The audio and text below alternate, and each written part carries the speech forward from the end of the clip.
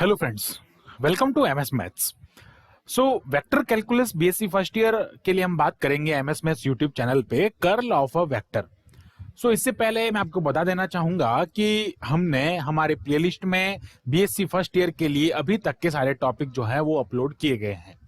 Okay, तो आप हमारे वहाँ चैनल में जाके देखें, विजिट करें और आप अभी अपने इस चैनल को सब्सक्राइब करें अगर आपने सब्सक्राइब नहीं किया है तो, और अपने फ्रेंड्स के साथ में इसको शेयर भी करें ताकि उनको भी इसका थोड़ा फायदा हो जाए। नाउ हम बात कर रहे हैं curl of a vector. So curl of a vector क्या होता है? सो बेसिकली हम एक कंसिडर कर रहे हैं कि कोई फंक्शन है एफ एक्स वाई, कोई फंक्शन है is given a differentiable vector. ये कोई एक डिफरेंशिएबल वेक्टर है। बेसिकली हम जो ये सारी चीजें पढ़ रहे हैं, डाइवर्जेंस, कर्ल, ग्रेडियंट, ये वेक्टर के डिफरेंशिएशन है। ओके, इट मींस वेक्टर के डिफरेंशिएशन फॉर्म है। डिफरेंशिएबल वेक्टर के लिए ही हम डेल यानी कि डेल ऑपरेटर्स जो होते हैं, डेल संकारक जो होते हैं, उनको फाइंड करते हैं, जैसे ग्रेडियंट है, डाइवर्जेंस है, कर्ल है। फिर बात करते हैं हम कर्ल के बारे में। तो कर्ल बेसिकली होता क्या है? तो कोई डिफरेंशिएबल वेक्टर पॉइंट फंक्शन होता है, जैसे एफ है, और इस एफ का हम क्या करते हैं कि इसको हम इस टाइप से डिफाइन करते हैं। कैसे? हम क्या करते हैं कि जो डेल ऑपरेटर होता है, डेल ऑपरेटर जिसको अपन आप जो है नेबला भी कहते हैं, डेल ऑपरेटर के साथ में इस फंक्शन का क्रॉस करते हैं। ओके, ये क्रॉस क्या होता है उसको हम आपको बताते हैं। देखो, डेल ऑपरेटर क्या होता है? I do upon do X plus ये होता है J cap do upon do Y plus ये होता है K cap do upon do Z. ये बेसिकली जो है आपके पास में फॉर्मूला होता है, हम कह सकते हैं एक्सप्रेशन होता है इस डेल का। ओके, इसको हम कहते हैं डेल संकारक या हम इसको कहते हैं del operator.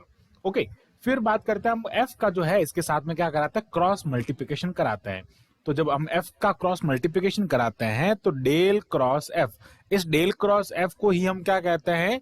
Curl of F. We हम इसको कैसे पढ़ेंगे? देखो यहाँ पे, we read as del cross F, या फिर हम इसको क्या कहेंगे? Curl of F.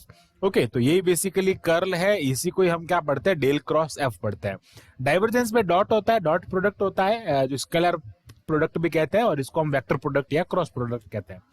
तो ये हो जाता है I cap cross do F upon do X plus ये हो जाता है J cap cross do F do Y plus ये हो जाता है K cap cross do F upon do Z. So basically ये फॉर्मूला हो जाता है किसी एक डिफरेंशिएबल वेक्टर पॉइंट फंक्शन के लिए कर्ल का। Okay, it is called curl of F. तो यहां पे हम लिख लेते हैं, this is called curl of a function f। हम कोई फंक्शन लेट कर रहे हैं उसके लिए ये क्या हो जाएगा? कर्ल हो जाएगा। और वी विल, यहां पर मैं लिख लेता हूं, we read as del cross, अगर इस फॉर्म में लिखा जाता है तो डेल क्रॉस एफ पढ़ेंगे, और हम किस फॉर्म में पढ़ेंगे इसको? Curl of F.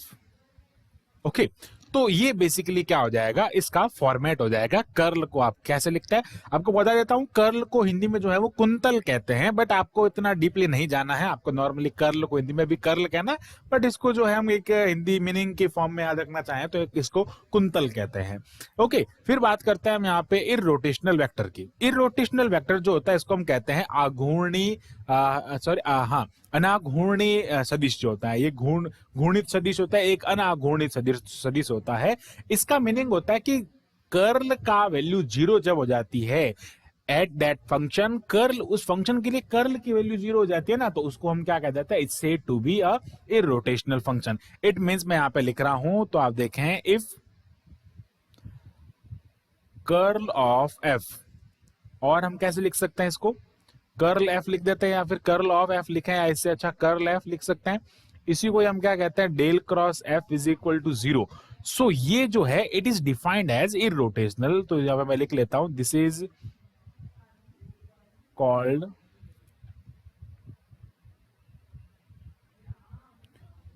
इररोटेशनल वेक्टर।